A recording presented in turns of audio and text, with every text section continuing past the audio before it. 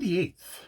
In the morning, up at 5. Great activity on the beach. Mauve synchronously taking on wood fuel and discharging cargo. A very active young French pastor from the Kangway mission station is round after the mission's cargo. Mr. Hudson kindly makes inquiries as to whether I may go round to Kangway and stay with Mademoiselle Jacot. He says, "Oh yes, but as I find he is not Monsieur Jacot, I do not feel justified in accepting this statement without having personal confirmation from Mademoiselle Jacot, and so, leaving my luggage with the Mauve, I get them to allow me to go round with him and his cargo to Kangway, about 3/4 of an hour paddle round the upper part of the Lambreri Island, and down the broad channel on the other side of it. Kangway is beautifully situated on a hill, as its name denotes, on the mainland and north banks of the river. Mademoiselle Jacot most kindly says I may come, though I know I shall be a fearful nuisance, for there is no room for me save Monsieur Jacot's beautiful, neat, clean, tidy study." And looking at Monsieur, I'm going to go with Mademoiselle. Yes, Madame. I think I'll go with Madame Jacot. I go back in the canoe and fetch my luggage from the Mauve and say goodbye to Mr. Hudson, who gave me an immense amount of valuable advice about these things, which was subsequently of great use to me, and a lot of equally good warnings, which, if I had attended to, would have enabled me to avoid many, if not all, my misadventures in Congo Francais. I camped out that night in Monsieur Jacot's study, wondering how he would like it when he came home and found me there, for he was now away on one of his usual evangelizing tours. Providentially, Madame Jacot let me have the room that the girls belonging to the mission school usually slept in, to my great relief, before Monsieur Jacot came home. I will not weary you with my diary during my first stay at Kangway. It is a catalogue of the collections of fish, etc., that I made, and a record of the continuous, never-failing kindness and help I received from Monsieur and Madame Jacot, and of my attempts to learn from them the peculiarities of the region, the natives, and their language and customs, which they both knew so well and managed so admirably. I daily saw there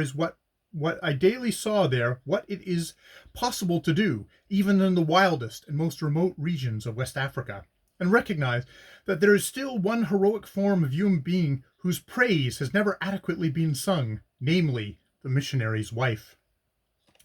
Wishing to get higher up the Ogwe, I took the opportunity of the riverboat of the Chargeurs Renus going up the Nijol on one of her trips and joined her. June 22nd. A Claire, charming little stern wheel steamer, exquisitely kept. She has an upper and a lower deck. The lower deck for business, the upper deck for white passengers only. On the upper deck, there is a fine long deck house running almost her whole length. In this are the officers' cabins, the saloon, and the passengers' cabins, too, both large and beautifully fitted up.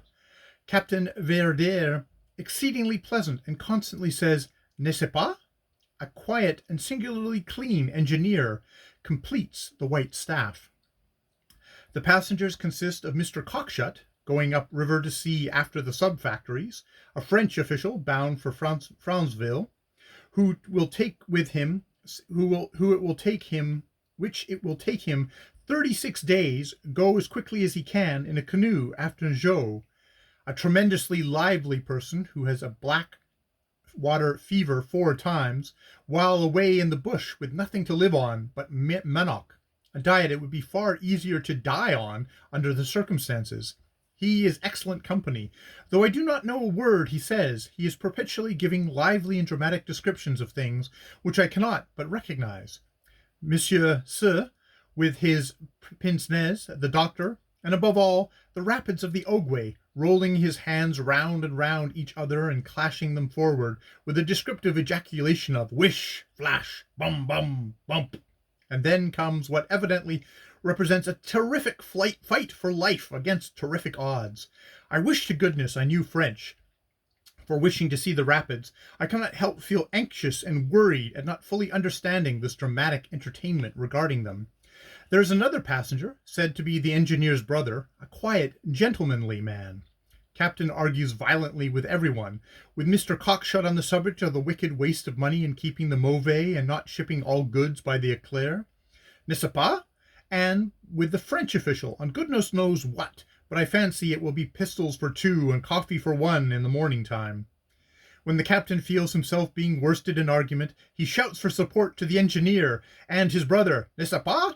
He says, turning furiously to them. Oui, oui, certainement, they say dutifully and calmly, and then he, refreshed by their support, dashes back to his controversial fray. He even tries to get up a row with me on the subject of the English merchants at Calabar, whom he asserts have sworn a kind of blood oath to ship by none but British and African Company steamers. I cannot stand this, for I know my esteemed and honoured friends, the Calabar traders, would ship by the Flying Dutchman, or the devil himself, if either of them would take the stuff at 15 shillings a ton. We have, however, to leave off this row for want of language, to our mutual regret, for it would have been a love of a fight. Soon after leaving Lembare Island, we passed the mouth of the chief southern affluent of the Ogwe, the Nguni.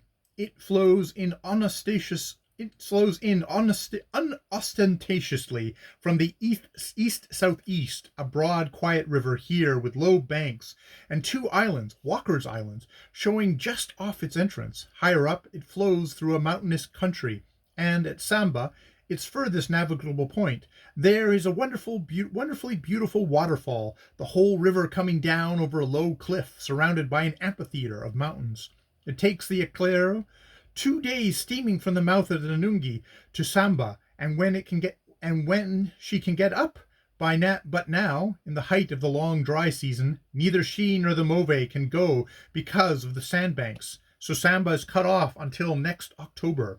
Hatton and Cookson have factories up at Samba, for it is an outlet for the trade of Archango land in rubber and ivory, a trade worked by the Akele tribe, a powerful, savage, and difficult lot to deal with, and just in the same condition, as far as I can learn, as they were when Du Shanglu made his wonderful journeys among them. While I was at Lembare, waiting for the Eclair, a notorious chief descended on a Nungi sub-factory and looted it. The wife of the black trading agent made a gallant resistance. Her husband was away on a trading expedition, but the chief had her seized and beaten and thrown into the river. An appeal was made to the doctor, then administrator of the Ogwe, a powerful and helpful official, and he soon came up with a little cannoneer, taking Mr. Cockshut with him, and fully vindicated the honour of the French flag, under which all factories here are.